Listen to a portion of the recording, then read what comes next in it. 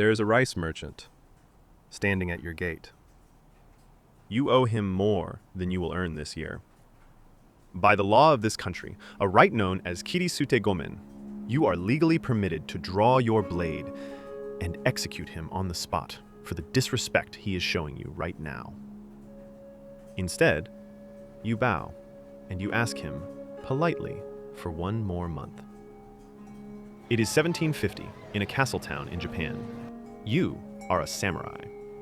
You have 2 swords, a revered clan name passed down from warlords long before this town even existed, and almost 0 money. Today, you're going to live the day no movie could encapsulate. Here's what almost everyone gets wrong about the samurai. The mythical wandering sword saint you're picturing is mostly fiction. By the end of this, you're going to know exactly what it actually felt like to live a samurai's day. And you'll know exactly who invented the samurai in your head. That man has a name and a publisher. Chapter 1: The 2 Swords. You wake before dawn in a narrow row house in the samurai quarter. The walls are thin. Through them, you can hear your neighbors waking too. All samurai, all of a rank like yours. Almost all of them broke. Your wife heats water. You shave the front of your scalp and oil the top knot. It's an itchy daily chore you quietly resent, but a samurai's hair is strictly regulated by the government, just like everything else about him. Then, the swords. The long one, the katana, and the short one, the wakizashi, slid through the sash at your left hip. Only your class may wear the pair. It is the single clearest thing about you. You have never drawn the long one in anger. Neither did your father. The last real battle in Japan ended more than a century ago, before your grandfather was born. Breakfast is last night's rice, reheated, with pickles and tea. You eat fast, kneeling, swords resting on the rack beside you in their proper place. Even inside your own house, there is a proper place. Here's how you're paid. Rice. Yes, just rice. 3 times a year, your stipend arrives as bales of rice at the granary, and a licensed broker converts it to coin, minus his cut. Which is ironic because you're the one armed with deadly weapons, but you're not allowed to cut him back. He also deducts the interest on everything you've already borrowed against it. Men of your rank hold a terrifying warrior's title, but live on less than a good carpenter. Which brings us to the back room of your house. It's your actual source of income, holding secrets that no visitor is ever allowed to see. Remember the back room. It's where your warrior's pride goes to die. It matters later. Chapter 2: The Castle. The walk to the castle is a performance with rules. Who bows first? How low? How long? A samurai passing a superior misjudges the depth of his bow at his peril. Etiquette here is not just politeness, it's law, and men have been ruined over it. Your grandfather's grandfather carried a spear in the last Great War. You carry an inkstone. Because this is the secret at the center of your life. The samurai have become civil servants. Your duty today is what it was yesterday. You copy a register of rice taxes. You stamp receipts. You count spears in a storeroom nobody has opened in 10 years. You inspect the fire buckets along the castle wall. In a city of wood and paper, fire is the real enemy. No swordsman has threatened this town in living memory, but it has burned to the ground twice. Then, guard duty at the gate. Hours of standing. The most dangerous thing you faced in 15 years of service was a drunk porter who wouldn't put down his carrying pole. Wait, what about that famous right to cut down a commoner who insults you? Sure, it exists, on paper. In practice, witnesses must be gathered, a highly detailed report filed the same day, an official inquiry opened, and you sit under house arrest while it runs. If the magistrates judge you were in the wrong, your stipend is confiscated. You are ordered to commit seppuku. So, heavily armed men, trained for war, master the ultimate martial art. A polite, forced smile. You swallow insults every day, often from the very merchants you owe money to. Everyone in this town knows who is really bowing to whom. The sword stays in the sash.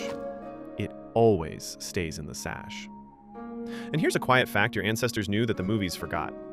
Even in the bloody age of war, the sword was just a sidearm. Real battles were decided by bows, then spears, then, after foreign traders arrived, massed volleys of guns. The old warriors didn't call their path the way of the sword at all. They called it the way of the horse and the bow. Not quite as catchy, is it? The sword became sacred later. Keep that in your pocket too. Chapter 3. The Back Room. Home before dark. You change out of your good hakama trousers at the door to save them from wear. You only own 2. Now, the back room. Spread across the floor, bamboo ribs, oiled paper, glue. Not exactly the guts and glory you pictured. You and your wife will spend the evening assembling umbrellas. Piecework, paid by the Merchant Guild, delivered quietly at night through the rear gate. Half the samurai households on this lane do something like it. Umbrellas, paper lanterns, insect cages, toothpicks. A warrior class, secretly doing literal arts and crafts for the merchant class it officially looks down on. The wooden gate to the street stays firmly shut while you work. This is the part of your life that officially does not exist. Some men on this street, people whisper, have gone further. They've pawned the steel blades of their swords and walked to the castle with bamboo slats sitting in the scabbards. The satirists of your age joke about it in print. Historians still argue how common it really was. That the joke existed at all tells you enough. Twice a week, there is the fencing hall. Padded armor, bamboo practice swords, technique, and ranking certificates. It is closer to a modern country club than to actual training for war. Afterward, some of the same men meet to compose poetry. Dinner is rice, miso soup, pickles, fish on a good day. Then sleep. And here is the strange part. Lying there in the dark, you still believe.